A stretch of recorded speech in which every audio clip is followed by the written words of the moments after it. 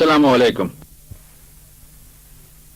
جس طرح ایک ڈاکٹر کے لیے یہ نہایت ضروری ہے کہ مریض کے لیے دوا تجویز کرنے سے پہلے اس کے مرض کی ٹھیک تشخیص کرے، بالکل اسی طرح قومی مسائل میں بھی ہمیں اپنی خامیوں اور خرابیوں کا صحیح علم ہونا چاہیے۔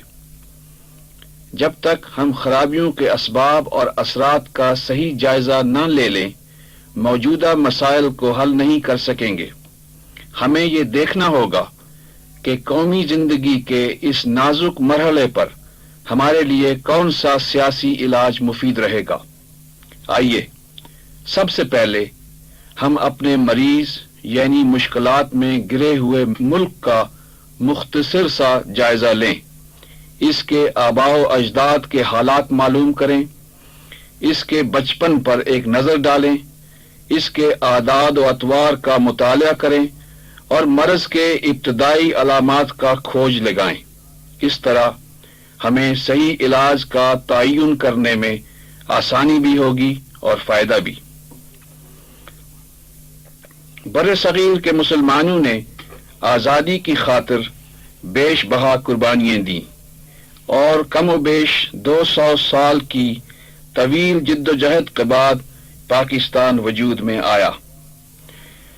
بنگال کے نواب سراج الدولہ اور میسور کے سلطان ٹیپو شہید کا عظیم الشان کردار، 19ویں صدی کے اوائل میں سکھوں کی حکومت کے خلاف سید احمد شہید کا جہاد، 1857 کی جنگ آزادی میں بر صغیر کے مسلمانوں کی قربانیاں، پھر انگریزوں اور ہندوؤں کے ہاتھوں بد نصیب مسلمانوں کا مسلسل ظلم و ستم کا نشانہ بنے رہنا، اس کے بعد مسلمانوں کے علمی اور فکری محاذ پر سر سید احمد خان کی ولولہ انگیز پیش قدمی ہماری تحریک آزادی کے دشوار گزار راستے میں سنگھائے میل کی حیثیت رکھتے ہیں۔ اب ہماری نظر تقسیم بنگال پر تھی۔ یہ ہو چکا تو ہم نے سندھ کو بمبئی سے علیحدہ صوبہ تسلیم کرایا اور مسلمانوں کے لیے جداگانہ انتخاب کا اصول منوایا۔ اس کے بعد علامہ اقبال اور قاضی نظر الاسلام نے تحریک آزادی کے لیے زبردست قوت فراہم کی۔ اب 1940 میں ایک آزاد مسلم ریاست کا مطالبہ ہوا اور قرارداد لاہور پاس ہوئی۔ تحریک آزادی کا قافلہ رواں دواں اپنی منزل کی طرف بڑھتا چلا جا رہا تھا۔ اب 1946 میں دہلی میں قرارداد پاکستان پاس ہوئی اور بالآخر قائد اعظم کی قیادت میں پاکستان ایسا عظیم الشان ملک، دنیا کا سب سے بڑا اسلامی ملک، دنیا کے نقشے پر ابھرا۔ تحریک آزادی کی طویل جد و جہد میں مسلمانوں نے انفرادی اور اجتماعی طور پر عظیم اور ناقابل فراموش قربانیاں دی ہیں۔ ہمیں آہستہ آہستہ پختہ یقین ہوتا گیا کہ ہم ایک علیحدہ قوم ہیں۔ ہماری قومیت نسل اور زبان کے تعلق سے نہیں بلکہ ایک مشترک تاریخی ورثے کی بنیاد پر ہے۔ یہ ورثہ مصیبتوں اور تکلیفوں کا جواں مردی سے مقابلہ کرنے کا ورثہ ہے، اصولوں کی خاطر دکھ سہنے کی روایات کا ورثہ ہے، حق اور صداقت کی حمایت میں بے مثال اور انگنت قربانیوں کا ورثہ ہے۔ ہماری قومیت کی بنیاد اس ایمان پر ہے جو تمام بنی نوع انسان کو بلا امتیاز رنگ و نسل و زباں اخوت کے مقدس رشتے میں منسلک کر دیتا ہے۔ اس تمہید کا مدعا یہ ہے کہ پاکستان کا قیام کوئی اتفاقی بات نہیں بلکہ ہماری تاریخ کی ایک اٹل حقیقت ہے۔ جن جن لوگوں نے پاکستان کے لیے جد و جہد کی، ان کو اپنی آزاد اسلامی مملکت سے کچھ تمنائیں اور آرزوئیں تھیں، کچھ خواہشات اور توقعات تھیں۔ آج ان توقعات کو ہم مختصراً نظریہ پاکستان کہتے ہیں۔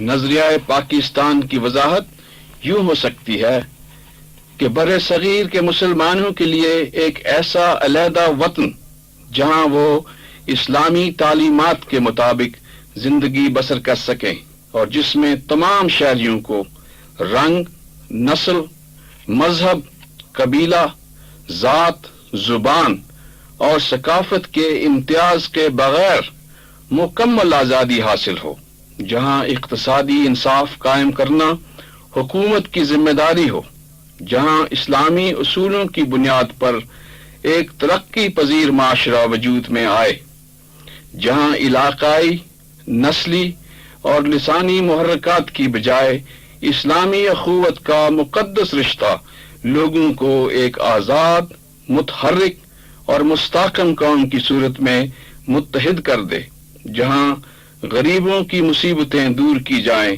اور جہاں ایک ایسا سماجی نظام رائج ہو جو عدل و انصاف پر مبنی بھی ہو اور اطمینان و خوشحالی کا ضامن بھی۔ نظریہ پاکستان کی یہ وضاحت کتنی سادہ اور آسان ہے، مگر ہم ابھی تک نہ صرف اس اصول سے بہت دور ہیں بلکہ ہم نے کبھی صحیح معنوں میں ایسا معاشرہ وجود میں لانے کی کوشش ہی نہیں کی جس کے لیے مسلمانوں کی کئی نسلوں نے بے مثال قربانیاں دی تھیں۔ گزشتہ 23 سال کا عرصہ بر صغیر کے مسلمانوں کے لیے تاریخ کا افسوسناک دور تھا۔ ہر طرح کی مشکلات کا مقابلہ کر کے ہم نے ایک آزاد ریاست حاصل کر لی، مگر بڑے دکھ سے کہنا پڑتا ہے کہ اس کے بعد ہم نے پوری کوشش کی کہ اس عظیم قوم کی امیدوں پر پانی پھر جائے جس نے آزادی کے لیے بڑے جوش سے جنگ لڑی تھی۔ اس طرح ہم نے اپنی ریاست کی بنیادیں ہلا ڈالی۔ مفاد پرست اور خود غرض عناصر شروع ہی سے مستعد تھے اور ان تمام مخلصانہ کوششوں کو بڑی سختی سے روکتے رہے جو سماجی اور اقتصادی اصلاحات جاری کرنے کے لیے کی جاتی۔ چونکہ عوام کی نمائندہ حکومتوں کے لیے عام آدمی کی بہتری اور خدمت کا احساس ناگزیر ہوتا ہے، اس لیے پاکستان میں شروع ہی سے جمہوریت کا گلا گھونٹ دیا گیا۔ سیاسی لیڈروں، سرمایہ داروں اور بڑے بڑے تاجروں نے نوکر شاہی سے مل کر اپنے برے انجام کے خوف سے ایسے حالات پیدا کر دیے کہ عام آدمی کو یعنی کسانوں، مزدوروں، چھوٹے چھوٹے دکانداروں اور کم تنخواہ پانے والے ملازمین کو کبھی سیاسی طاقت نہ ملنے پائے۔ اس سیاسی لوٹ مار کی فضا میں بدترین سماجی برائیوں کو پوری طرح کھل کھیلنے کا موقع ملا۔ ایک طرف بددیانتی اور انتظامیہ کی نااہلی زوروں پر تھی تو دوسری طرف یاروں نے تجارتی اخلاق کا جنازہ نکال دیا۔ ایک طرف غریب طبقہ خاموشی سے دکھ جھیلتا رہا اور دوسری طرف بددیانت لوگوں نے ناجائز طریقوں سے جمع کی ہوئی دولت کے نشے میں عزت اور شرافت کے نئے پیمانے وضع کر لیے، یعنی شرافت کا دار و مدار صرف دولت کی مقدار قرار پایا۔ یہ مرض تھا جس کی صحیح تشخیص کر کے ہم نے ایک عظیم عوامی تحریک کے زور سے ایک بددیانت اور نااہل حکومت کا تختہ الٹ دیا۔ لیکن ہماری جد و جہد ابھی ختم نہیں ہوئی، کیونکہ ایسا معلوم ہوتا ہے کہ حصول اقتدار کی موجودہ دور میں حقیقی نصب العین ہماری نگاہوں سے اوجھل ہو چکا ہے۔ صورتحال یہ ہے کہ ایک نام نہاد آئینی ڈھانچے کو منسوخ کرنے سے نئے مسائل پیدا ہو چکے ہیں۔ اب ہمیں اپنی یہ ذمہ داری محسوس کرنی چاہیے کہ جس ملک میں جمہوریت کو آزمانے ہی نہ دیا گیا ہو وہاں اس کی ابتدا کرنی ہے۔ جس مریض نے مشکل سے سانس لینا شروع کیا ہے اس کو بڑی حکمت اور پیار سے اس قابل بنانا ہے کہ وہ ایک صحت مند اور بھرپور زندگی گزارنے کے قابل ہو سکے۔ اس مرحلے پر سوال یہ نہیں کہ مریض کو نئی زندگی دلانے کا سہرا کس ڈاکٹر کے سر باندھا جائے، اصل سوال تو یہ ہے کہ مریض زندہ بھی رہتا ہے یا نہیں۔ مقصد یہ ہے کہ زیادہ اہمیت اس بات کو حاصل نہیں کہ حکومت کون بناتا ہے اور حزب اختلاف میں کون رہتا ہے۔ ہمارا سب سے بڑا مسئلہ اس وقت یہ ہے کہ ہمارے ملک میں جمہوریت زندہ بھی رہتی ہے یا نہیں۔ تحریک استقلال کے رفقائے کار کا اور میرا اپنا یقین ہے کہ اس وقت ہمیں جو سب سے اہم مسئلہ درپیش ہے وہ ملک کا اتحاد اور جمہوریت کی بحالی ہے۔ خدا نخواستہ اگر پاکستان کا اتحاد ہی خطرے میں پڑ گیا تو نہ کسی عوامی حکومت کو استحکام نصیب ہو سکے گا اور نہ ہمیں اپنے مسائل کے حل کی کوئی امید نظر آئے گی۔ ہمارے لیے زیادہ اہم بات یہ ہے کہ ہم مختلف جماعتوں کے درمیان حقیقی یا فرضی کشیدگی کو کم کریں تاکہ آپ کے منتخب نمائندے آپس میں خلوص اور محبت کی فضا میں بیٹھ کر آسانی سے آئین بنا سکیں اور آئین سازی کے وقت ان کا ذہن جماعتی اور علاقائی تعصبات سے آزاد ہو۔ ہمارے لیے یہ بات زیادہ اہمیت نہیں رکھتی کہ آئندہ حکومت کس جماعت کی ہوگی، کیونکہ جب آئین بن جائے گا اور ملک کے تمام علاقوں کے لوگ آزاد شہریوں کی حیثیت میں دوستی اور محبت سے متحد رہنے پر متفق ہوں گے اور ملک میں عوام کی بالادستی تسلیم کر لی جائے گی تو ہم اپنی قومی زندگی کے ایک نئے اور عظیم دور کا آغاز کر چکے ہوں گے۔ ایک ایسے آئینی نظام کے تحت اس معاشرے سے غربت، مفاد پرستی اور استحصال کو یکسر ختم کرنے کے لیے پھر مؤثر طریقے سے کوشش کی جا سکے گی۔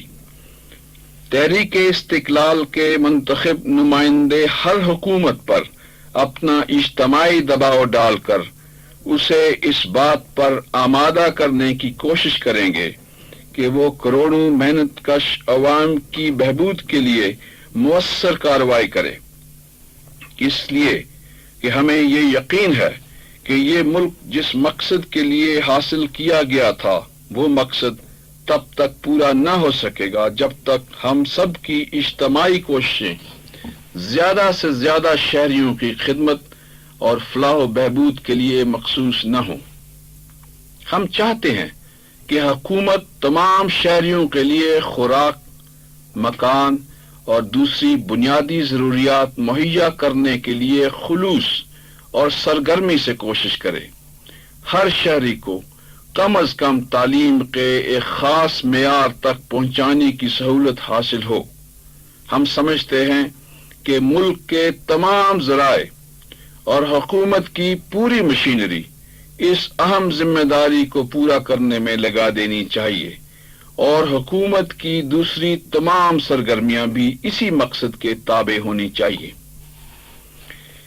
ہم یہ بھی ضروری سمجھتے ہیں کہ جو لوگ کسی صورت میں اختیار کے مالک ہوں وہ دیانتداری، سادہ رہن سہن اور پاکیزہ زندگی گزارنے میں دوسروں کے لیے مثال قائم کریں، اور یہ بھی کہ عہدے اور پوزیشن میں ترقی کرنے سے ان کا اخلاقی معیار بلند تر ہونا چاہیے۔ ہمارا ملک ایک لحاظ سے اسلامی دنیا کے لیے ایک خاص اہمیت رکھتا ہے، کیونکہ پاکستان کا وجود اسلامی اتحاد کی زندہ مثال ہے، اور یہ ناقابل تردید حقیقت پوری اسلامی دنیا کے لیے اتحاد اور اخوت کا بہترین سبق ہے۔ اس طرح ہم پر ایک اور بڑی ذمہ داری یہ عائد ہوتی ہے کہ تمام مسلمان ملکوں سے انتہائی قریبی تعلقات قائم کریں اور انہیں زیادہ سے زیادہ مضبوط اور مستحکم بنانے میں کوئی کسر باقی نہ چھوڑیں۔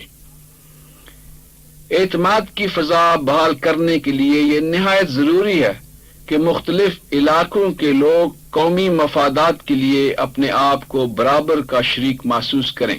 اس مقصد کے لیے آزادانہ میل جول کے زیادہ سے زیادہ مواقع فراہم کرنا بہت مفید ثابت ہوگا۔ ہمیں یقین ہے کہ ہمارا ملک صرف اسی صورت میں مضبوط اور خوشحال بن سکتا ہے جب مختلف علاقوں کے لوگوں کو جہاں تک ہو سکے پوری خود مختاری حاصل ہو، لیکن یہ علاقائی خود مختاری کسی طرح بھی پاکستان کے اتحاد، سالمیت اور تحفظ کو نقصان پہنچانے والی نہ ہو۔ اس مقصد کے لیے ضروری ہے کہ امور خارجہ، دفاع، کرنسی اور مختلف علاقوں کے درمیان مواصلات کا نظام مرکز کے ذمے ہو، اور مرکز اتنا مضبوط اور مؤثر ہو کہ ان عظیم ذمہ داریوں کو آسانی سے اور اچھی طرح پورا کر سکے۔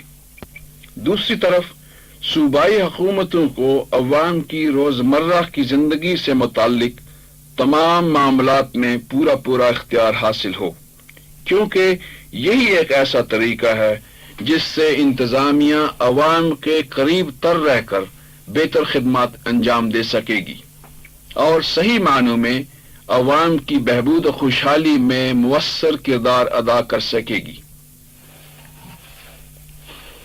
ان وسیع اصولوں کی روشنی میں ہماری کوشش یہی ہوگی کہ ہم کسی طرح سیاسی جماعتوں کو ان کے سخت رویے میں نرمی اور اعتدال پیدا کرنے پر آمادہ کر سکیں۔ اس کا فائدہ یہ ہوگا کہ ہم وسیع تر قومی مفادات کو نقصان پہنچنے سے بچا سکیں گے۔ ملک کے مختلف علاقوں میں ہر طرح کے عدم مساوات کو کم سے کم وقت میں ختم کرنے کے لیے ہم سرتوڑ کوشش کریں گے، اور مشرقی پاکستان کو تمام محکموں میں محکمہ دفاع سمیت پوری نمائندگی دلائیں گے۔ ہمیں معلوم ہے کہ مشرقی پاکستان کی اقتصادی حالت کو سیلابوں نے بری طرح نقصان پہنچایا ہے۔ ہم اس بات پر زور دیں گے کہ اس خطرناک صورتحال پر قابو پانے کے لیے تمام ضروری اور فوری اقدامات کیے جائیں۔ ملک کی خارجہ پالیسی کے معاملے میں ہم اپنی پوری قوت اور رسوخ سے کام لے کر ایک آزاد خارجہ پالیسی کے قیام میں مدد دیں گے۔ ہماری پالیسی عالمی امن میں فروغ کا باعث اور قومی مفادات کے تابع ہوگی۔ ہم چاہتے ہیں کہ پاکستان سیٹوں اور سینٹوں دونوں سے علیحدہ ہو جائے اور ایک ایسی متحرک اور جاندار خارجہ پالیسی اختیار کرے جس سے نہ صرف پاکستان اپنا تحفظ کر سکے بلکہ دوسرے دوست ملکوں کی مدد کرنے کے قابل بھی ہو جائے۔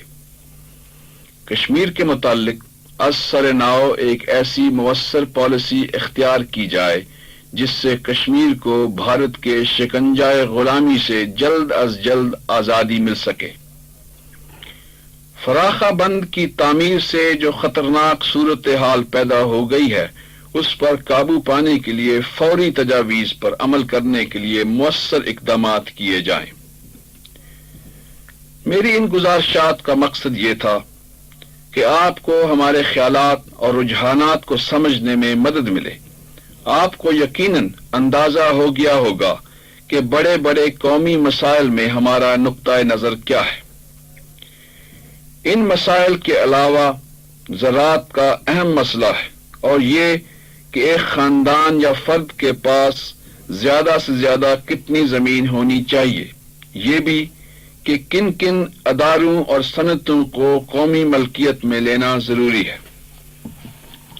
یہ اور اس طرح کے دوسرے مسائل کے متعلق یہ بتا دینا ضروری سمجھتا ہوں کہ ہم ہر اس اقدام کی ڈٹ کر حمایت کریں گے جس سے غریب آدمی کو فائدہ پہنچتا ہو، جس سے غریب آدمی کو ملک کی دولت کا زیادہ سے زیادہ حصہ مل سکے، اور جس سے قومی پیداوار بڑھتی چلی جائے تاکہ ملک بنیادی ضروریات میں دوسرے ممالک کا محتاج نہ رہے۔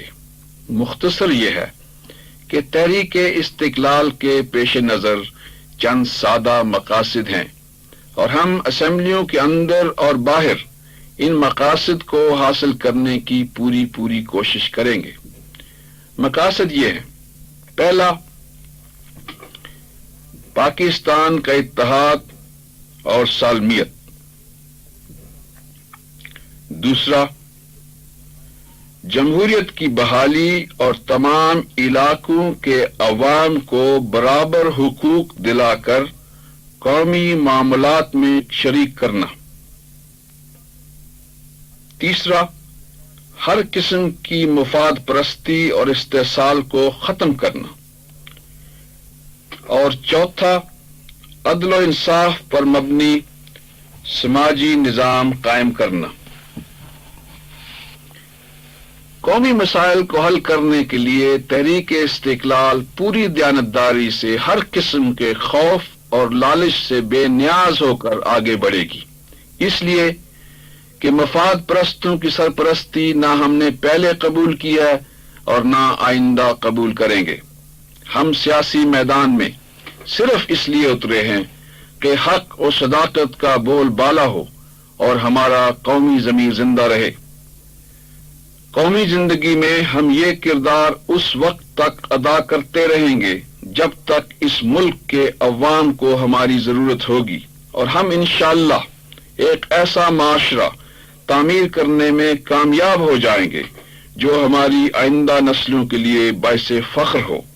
ایک ایسا معاشرہ جس میں ہر پاکستانی سربلندی سے زندگی بسر کر سکے، اس لیے کہ وہ ایک ترقی پذیر ملک کا شہری ہے اور ایک ایسے فعال اور متحرک معاشرے کا فرد ہے جو تعصبات اور تنگ نظری سے آزاد ہے، جس کی بنیاد ان اسلامی اقدار پر ہے جو انسانیت کی آخری امید ہے اور جو انشاءاللہ پوری انسانیت کے لیے روشنی کا مینار ثابت ہوں گی. ایسی اقدار جو مستقل ہیں اور ایسی اقدار جن کو کبھی زوال نہ آئے گا. اس عظیم نصب العین کے لیے ہم نے اپنے آپ کو وقف کر رکھا ہے اور اس کو حاصل کرنے کے لیے ہم جد و جہد کرتے رہیں گے. اب یہ آپ کا فرض ہے کہ مختلف سیاسی تنظیموں کے خلوص اور حوصلے کو اچھی طرح پرکھیں تاکہ آپ کے منتخب نمائندے موجودہ سیاسی، معاشی اور معاشرتی بھنور میں گرے ہوئے ملک کو نجات دلا سکیں. میری دعا ہے کہ اللہ تعالی ہمیں بصیرت کا وہ نور عطا فرمائے جس کی اس وقت اہل پاکستان کو سب سے زیادہ ضرورت ہے، اور اپنے فضل سے وہ فراست عطا کرے جس سے ہم اپنے اختیارات کو صحیح استعمال کر سکیں. کیونکہ اگر ایسا نہ ہوا تو پھر ہم میں سے بہتوں کو شاید اپنی زندگی میں دوسرا موقع نہ ملے کہ ہم اپنے معاملات کو اپنی مرضی کے مطابق اور جمہوری طریقے سے طے کر سکیں. خدا حافظ.